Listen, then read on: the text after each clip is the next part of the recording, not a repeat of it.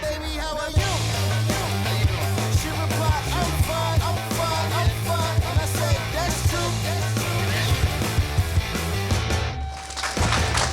Salut à toutes et à tous, bienvenue dans Foot Foot. Vous le savez, cette année et une fois par mois, on se déplace dans les clubs du département pour leur donner la parole. Et aujourd'hui, pour passer cette demi-heure dans Foot Foot, nous sommes au groupement sportif Saint-Sébastien-sur-Loire au stade René Massé avec le président, deux frères d'ailleurs, le président du GSSS, Laurent Blouanneau, bonjour. Bonjour Olivier. Et son frère, l'entraîneur en chef de l'équipe, le manager sportif, Olivier Blouanneau, bonjour. Bonjour Olivier. Alors on va parler bien sûr de votre club dans un instant, puis on parlera aussi du FC Nantes avec un habitué de l'émission, Olivier Quin, l'ancien joueur du FC Nantes. Bonjour Olivier. Bonjour Olivier. On va parler de cette élimination des Canaries en Coupe de la Ligue en quart de finale. C'était face à Nancy ce mardi soir 2-0. Et puis on essaiera de savoir également si Sergio Conceição, qui a plutôt bien réussi ses débuts à la tête du FC Nantes, peut être l'homme de la situation sur la durée. On en saura un peu plus et on vous posera la question dans cette émission. Mais pour l'heure, on commence avec vos coups de cœur, coups de gueule. C'est parti.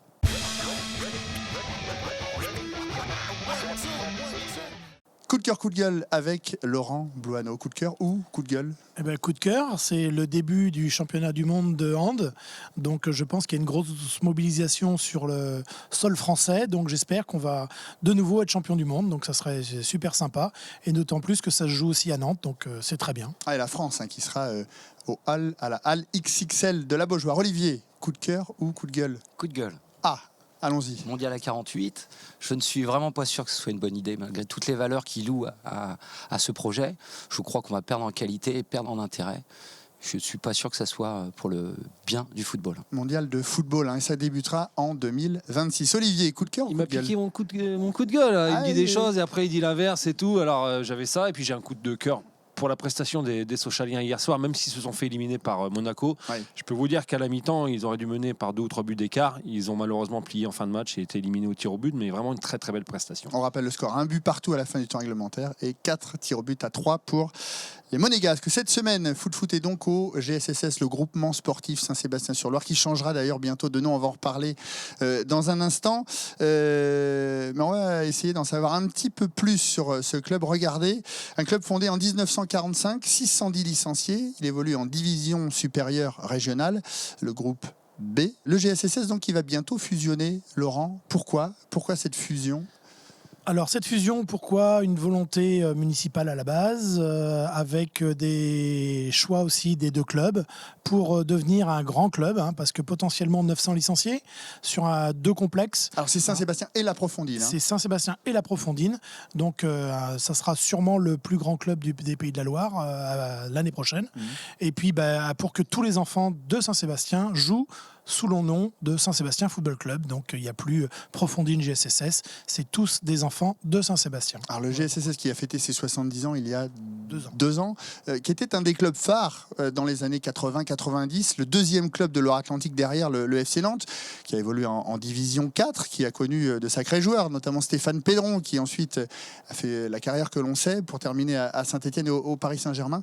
Pourquoi c'est difficile à l'heure actuelle de recréer et de retrouver comme ça des jeunes joueurs de qualité, plus difficile que dans ces années-là? Déjà, dans ces années-là, il y avait moins de clubs. Les clubs étaient moins structurés. Aujourd'hui, nos voisins, Basse-Goulaine, Vertou devient quand même le 2e club élite.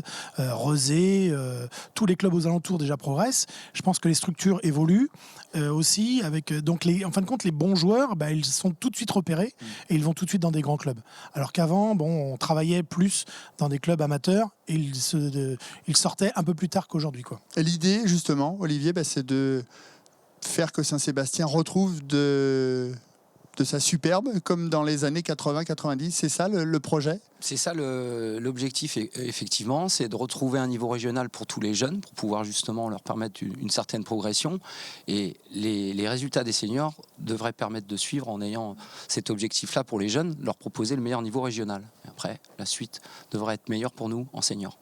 Olivier, vous êtes à La Chapelle-sur-Erdre. Dans 15 jours, vous jouerez sur ce stade-là face à un autre Olivier Blouanneau.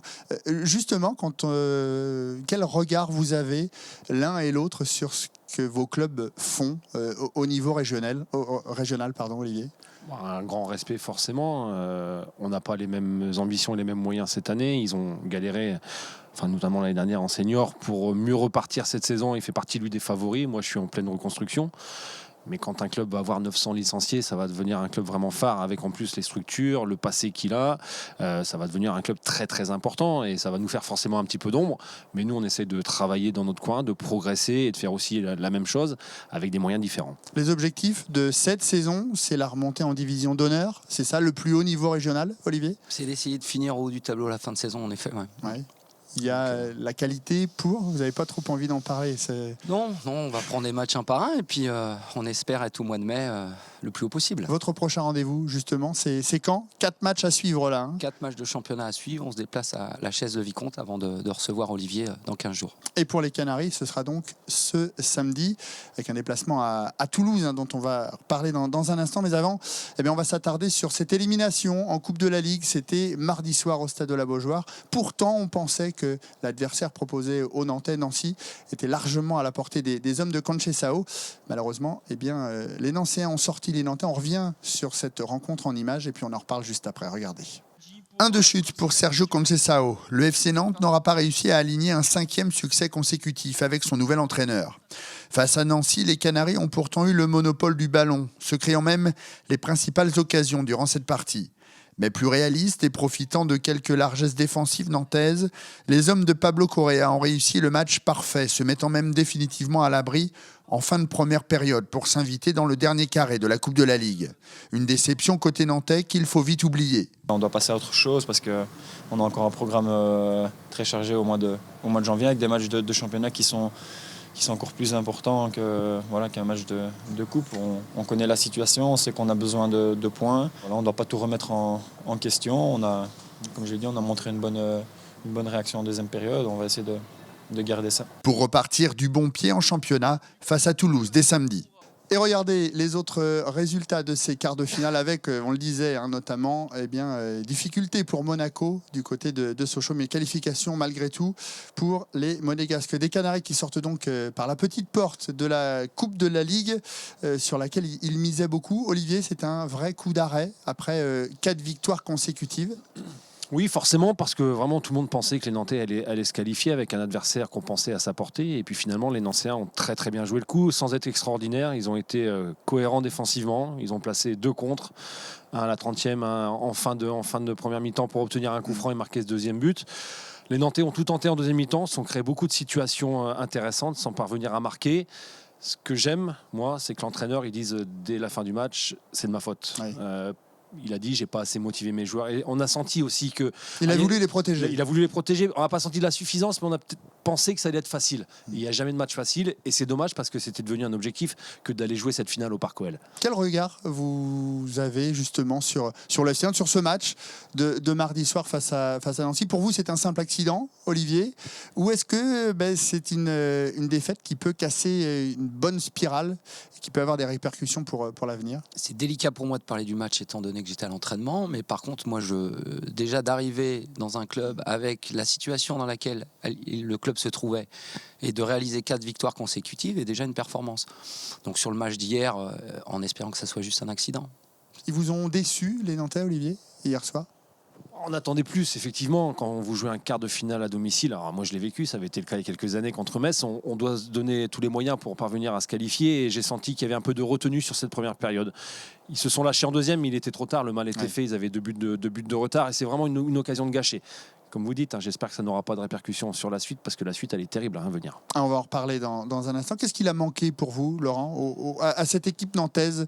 Et qu'est-ce qui manque plus globalement? Alors, on reparlera de Sergio Conceição qui est arrivé, qui a redonné de l'allant à cette équipe-là depuis la mi-décembre. Mais qu'est-ce qui manque à cette équipe nantaise? Alors moi j'ai été au match hier soir, donc je trouve qu'il y avait de la réussite, il manque beaucoup de réussite sur le match qu'on a vu. En première mi-temps on était peut-être un petit peu attentiste et il y a eu une très bonne réaction en deuxième mi-temps, on a beaucoup poussé, on a mis beaucoup de ballons hors cadre, malheureusement. C'est ce qui a un petit peu fait le défaut de ce match. Mais ça va peut-être aussi nous permettre de réagir tout de suite contre Toulouse. Donc j'espère que c'est un mal pour un bien, parce que donc là, on a quand même des matchs à enchaîner où il va falloir prendre des victoires contre Nancy, contre Toulouse et Caen. Ça sera quand même 3 matchs très très importants pour la suite du championnat. Alors les ballons et le manque d'efficacité hier a mis en exergue justement les lacunes offensives côté nantais, mais ça c'est pas nouveau.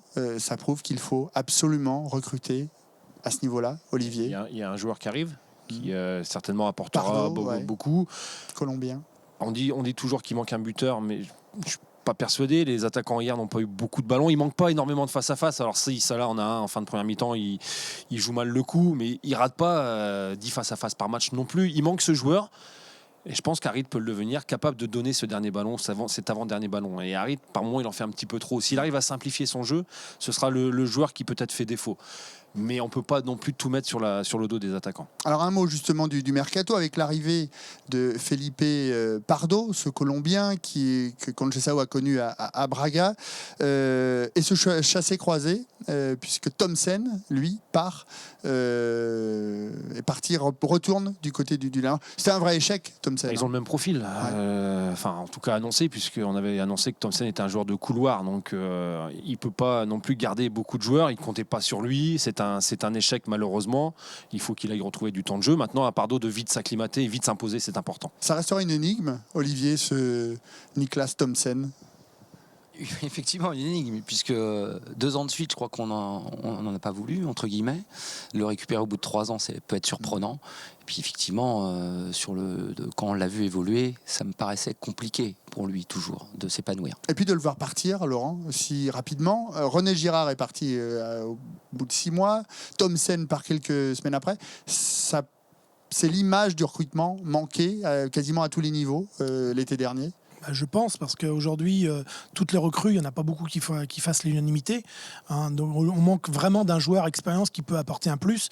Aujourd'hui, on a compensé les départs par du nombre, mais en qualité, je ne suis pas sûr qu'on ait eu le même rendu. 2 ou 3 joueurs devraient également arriver avec Pardo. Est-ce qu'il n'y a pas un risque, Olivier, de briser le bel équilibre qu'est en train de mettre en place dans cette équipe Sergio Conceição? Si, et je vais répéter la même chose qu'au mois de juin, mois de juillet, il va y avoir un temps d'acclimatation plus long, puisqu'on est en train de parler de beaucoup d'étrangers. Pas de joueurs qui connaissent la Ligue 1, donc forcément ça va prendre du temps, ils vont pas être à 100% à mon avis tout de suite, et c'est un petit peu embêtant. Maintenant c'est un choix de la direction et du staff. Il n'y a pas moyen de recruter mais il est portugais, il travaille avec des agents étrangers, donc on va forcément recruter étrangers. Maintenant s'il y a cette qualité supérieure, parce que ces joueurs ont goûté à la Ligue des Champions, Pardo il a goûté à la Ligue des Champions il me semble, et ben si ça amène vraiment un plus à cette équipe, il faut le faire. Cette élimination en Coupe de la Ligue, Laurent, finalement, est-ce que c'est, vous le disiez à demi-mot tout à l'heure, c'est pas forcément un mal pour un bien, parce qu'on va le voir dans un instant, mais le programme est énorme, courant janvier. Ça va permettre aux Nantais de se concentrer sur l'objectif, c'est le maintien. Tout à fait, je pense que l'objectif, faut pas en déroger, c'est bien le maintien, il est loin d'être acquis et il sera pas facile. Mais je voulais juste revenir sur le fait que quand même hier soir, il y avait quand même 6 joueurs de la formation qui étaient dans l'équipe titulaire. Donc malgré toutes les recrues qu'on peut avoir, on a quand même une base saine au sein de l'équipe. Donc c'est quand même important de s'appuyer là-dessus. Partagé, Olivier, il y a Dubois, il y avait Touré, qui n'a pas fait son meilleur match. Oui, Iloki, Harit, Dupé dans les buts, effectivement, j'en oublie un, mais et Gigi Rongier qui est rentré, effectivement, de toute façon c'est important. Quand vous allez chercher des joueurs étrangers, il faut s'appuyer sur vos centres de formation et vos joueurs formés au club, c'est important. Mais autour de ces jeunes-là, pour qu'ils soient dans les meilleures conditions, il faut que les joueurs soient performants. Et c'est pour ça que ça ne tourne pas depuis le début de la saison. Et si les joueurs étrangers qui vont signer amènent un vrai plus, ça va peut-être libérer les jeunes joueurs formés au club. Je me tourne vers les coachs que vous êtes tous les deux. C'est quand même une situation compliquée dans laquelle est arrivé Conceição. On va en reparler tout à l'heure et de ce qu'il a amené. Vrai challenge. Ouais, c'est un homme de challenge. Il a hein. apporté beaucoup de rigueur. Ça ne veut pas dire qu'il n'y en avait pas avant, mais sa rigueur à lui. Et surtout beaucoup de dynamisme. Les joueurs disent qu'il est toujours en train d'invectiver, d'encourager, de replacer, de parler. Ça, c'est important. Et ça a porté ses fruits déjà sur les 4 premiers matchs. Après, c'est la grande question. Est-ce que ça va durer? C'est ça la question. On en aura vite une réponse. Alors regardez justement le programme qui attend les Canaries jusqu'à début février. C'est 6 matchs en un peu moins de 3 semaines. semaine avec le déplacement à Toulouse dès samedi, la réception de Caen en match en retard de la 17e journée, puis la venue du Paris Saint-Germain, le déplacement à Rennes pour le derby, ce sera lors de la 22e journée, la Coupe de France et le déplacement à Lille fin janvier, début février, et puis enfin la venue de Nancy pour cette 23e journée, ce sera le 4 février. Conceição qui comptait sur un 11 de départ qu'on découvre d'ailleurs, qui n'a pas beaucoup évolué depuis qu'il est arrivé, va fatalement être obligé de faire tourner Olivier sur ses prochains matchs. Il le disait lui-même hier soir, c'est compliqué d'enchaîner les matchs quand on a un effectif qui n'est pas forcément pléthorique. Olivier ? Effectivement, c'est toute la difficulté pour lui, ça va être de mobiliser un maximum, de garder un état d'esprit unanime dans le vestiaire pour que chacun donne le meilleur de soi-même. On va découvrir la suite. Olivier ? Après, je pense qu'il va cibler des matchs. Il y a un match, Paris Saint-Germain, même si c'est un match extraordinaire à jouer, il est entre la réception de Caen et le déplacement à Rennes. Vous savez très bien que pour prendre des points contre le Paris Saint-Germain, même si c'est toujours possible, c'est beaucoup plus compliqué. Donc il fera certainement tourner à ce moment-là, et sachant que Caen c'est un match en retard, qui peut faire du bien aux Nantais. Parce que Caen est juste derrière. Juste derrière, donc prendre un petit peu de points d'avance. Et puis avoir un derby à Rennes qui s'était imposé à la Beaujoire en match aller. Donc il aura des choix effectivement forts à faire, et je pense qu'il le fera contre le Paris Saint-Germain. Laurent, c'est le mois extrêmement important pour le FC Nantes. On en saura plus sur les vraies possibilités, les vraies qualités de ce groupe fin janvier, début février. C'est même sûr que début février, après ces matchs-là, on saura vraiment si on est capable de rester en Ligue 1 ou alors ça va être très compliqué de se maintenir à ce niveau. Alors c'est donc la reprise de la Ligue 1 avec ce premier rendez-vous pour les Nantais, ce sera à Toulouse. Regardez le classement de cette Ligue 1 à la trêve avec Nice premier 44 points, Monaco deuxième avec 42 points et le Paris Saint-Germain troisième avec 39 points. Le FC Nantes est donc 17e avec 19 points et plus relégable avec un match de retard bien évidemment. Caen est barragiste 18e avec un match en moins également. Metz est 17 points et Lorient dernier 15 points sont relégables. C'est quand même très très serré Olivier derrière. Oui, c'est pour ça que ces matchs qui arrivent vont être très très importants, mais ça ne va pas tout déterminer non plus, puisqu'il restera après la série beaucoup de matchs. Il est important de s'imposer à domicile quand on veut jouer le maintien, battre Caen, battre Nancy, et puis aller faire des résultats de temps en temps à l'extérieur, à commencer par Toulouse, prendre un point là-bas, ce serait déjà pas mal. C'est le match le plus important de la semaine. Si vous étiez à la place de Conceição, vous diriez quoi à vos joueurs ? Il y a eu la Coupe de la Ligue, ok, on oublie, maintenant c'est celui-là finalement, c'est le championnat, c'est le pain quotidien. Je crois qu'ils n'ont pas le choix de toute manière, chaque match va être important, donc de profiter de cette défaite pour corriger quelques manques peut-être qu'ils ont pu constater et donner le maximum à chaque match, c'est ce qui leur réserve, ils n'ont pas le choix. Un mot de cette équipe de Toulouse surprenante. En fin de saison, elle se sauve avec Duprat. L'effet Duprat qui perdure un peu en début de saison. Puis là, ça va beaucoup moins bien. C'est sur les derniers matchs et depuis début décembre, 4 défaites, un nul et une seule victoire. Laurent ? Je pense que pour eux également, le match de samedi va être capital, sachant qu'ils n'ont pas joué cette semaine. Donc ils auront peut-être un peu un avantage, parce que Nantes a quand même dépensé beaucoup d'énergie hier à vouloir revenir dans le match. Allez, un petit pronostic. Olivier, sur ce match entre Toulouse et Nantes, alors qu'on découvre les autres matchs de cette 20e journée. 1-1. Olivier ? 2-1 pour Nantes. Ah oui, optimiste. Laurent ? 0-0. Voilà, et puis on a vu sur les autres rencontres, Lille-Saint-Etienne notamment, Rennes, Paris Saint-Germain et Marseille. Monaco, cela fait un mois à peu près que le technicien portugais Sergio Conceição est arrivé à la tête du FC Nantes en remplacement de René Girard. Et depuis, le FC Nantes a commencé à redresser la barre. Regardez les chiffres d'ailleurs depuis l'arrivée de Sergio Conceição. 5 matchs, 4 victoires, 1 défaite, 8 buts marqués et 4 encaissés. Comment peut-on passer, alors au-delà de Conceição, on va y venir, mais comment peut-on passer d'une formation aussi moribonde fin décembre ou début décembre à cette équipe de Nantes là, sur les premiers matchs un discours différent, une façon de travailler différente, et puis les joueurs qui ne jouaient pas trop se disent qu'avec un nouveau coach, les cartes sont redistribuées, qu'il y a une place de titulaire à aller chercher, donc on vient à l'entraînement avec un autre visage, et puis cette façon aussi de travailler différente, d'être ensemble tout le temps, de travailler pas plus, mais plus longtemps, de rester plus longtemps sur le terrain, voilà, ça redynamise un groupe. Et c'est ce qui s'est passé pendant un mois. Et les résultats ont été à la hauteur. Après, est-ce que ça peut durer ? Est-ce qu'on peut garder les joueurs tous les jours de 8h à 18h ? Je vais vous poser la question tout à l'heure. J'en suis pas certain. Est-ce que ça peut véritablement changer les choses ? Ou est-ce que c'est de la de la com finalement qu'il est en train de faire comme chez Sao là, C'est Olivier? les résultats qui vont nous permettre de le savoir. Maintenant, quand on n'est pas bien, la seule chose dans laquelle se réfugier, c'est le travail. Donc je crois que c'est ça qu'il a apporté déjà. Beaucoup de travail, beaucoup d'humilité, un état d'esprit. Il a les bons ingrédients pour s'en sortir toujours. Qu'est-ce qui a changé pour vous, Laurent? C'est pareil? C'est du travail, c'est de la rigueur? Et puis le fait aussi qu'il soit très présent au bord du terrain. Donc en fin de compte, là, il encourage, il positionne, il mobilise beaucoup les joueurs. Donc là, on ne peut plus se cacher, on ne peut pas tricher. Et puis il y a aussi une motivation qui est d'autant plus forte, quoi. Alors qu'en pensent les joueurs? Justement, c'est la question qu'on leur a posée. Écoutez, le gardien Maxime Dupé et Léo Dubois.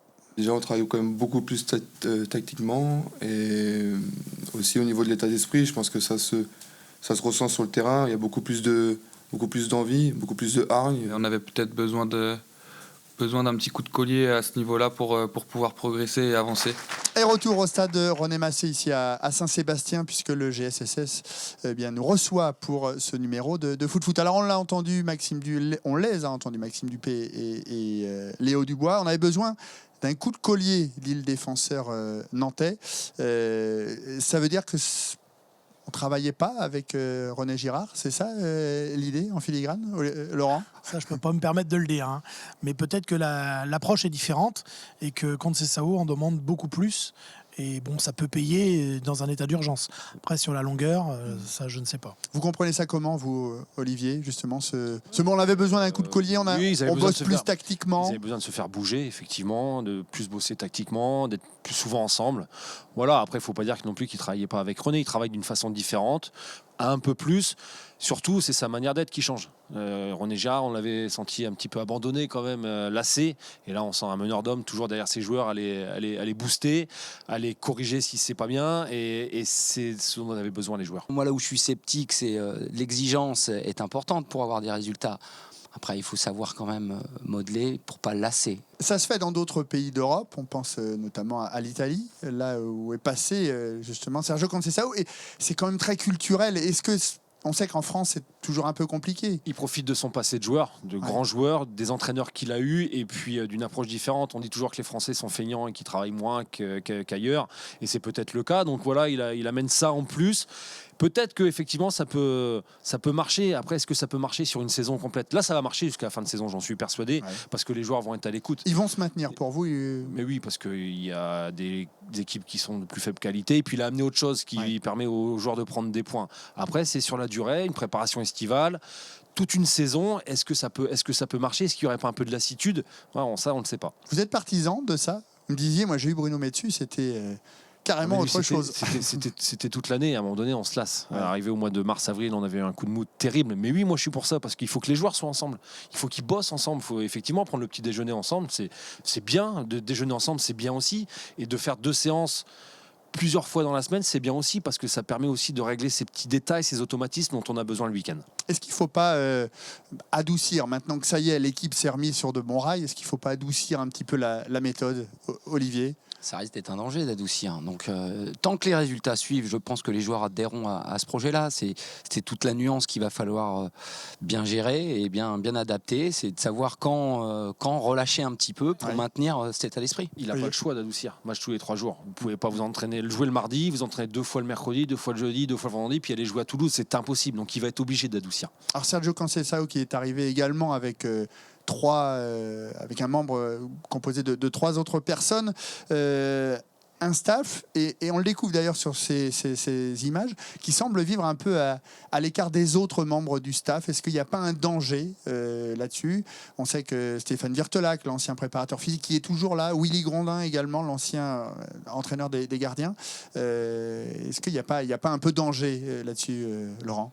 Alors, je ne sais pas ce que le président Kita a donné comme consigne ou quoi que ce soit. C'est peut-être aussi, une mise en danger, le fait de se dire, on arrive, on est les sauveurs, et les autres, on s'en fout un peu, quoi. Donc là, c'est peut-être dangereux. Parce que c'est un peu les retours qu'on a de la Genolière. Ils sont de côté. Hein. Ils sont plus sur le banc le week-end. Ils sont passés Stéphane préparateur Virtelac physique qui était, numéro 2, entraîneur des gardiens numéro 2. C'est compliqué. Et c'est le nouveau staff le nouveau staff qui travaille. Et le pire, c'est pour eux, parce qu'ils ne peuvent pas travailler dans les meilleures conditions, et qu'il faudra se poser la question de la suite, parce qu'il me semble qu'ils sont sous contrat jusqu'en 2018 encore. Donc on prolonger, on va faire quoi de ces gens-là qui travaillent pour le club depuis des années et qui aiment le club. Ouais, ça risque pas d'être justement le grain de sable, Olivier, qui peut faire dérailler les... Pas pour cette fin de saison, je pense pas. Ça reste, on a affaire à des professionnels avant tout. Donc, tous attachés au club, comme l'a dit Olivier. Donc, je pense qu'ils seront tous derrière l'équipe pour leur permettre d'avoir des résultats. Un dernier mot sur Sergio Conceição. 3 dernières saisons, 3 clubs différents. Est-ce que c'est vraiment l'entraîneur pour construire ? J'ai envie qu'il s'installe dans la durée du côté de Nantes et que ça se passe bien. Après, il a un tempérament quand même, il a du caractère. Ça se passait pas très bien avec ses présidents. Et quand on connaît celui de Nantes, on peut penser qu'à un moment donné, ça peut bouillir. Mais s'il a des résultats, il restera sans aucun problème. Il peut construire, Laurent ? Moi, j'y crois pas. Je pense qu'il est là plus en tant que sauveur et peut-être encore l'année prochaine.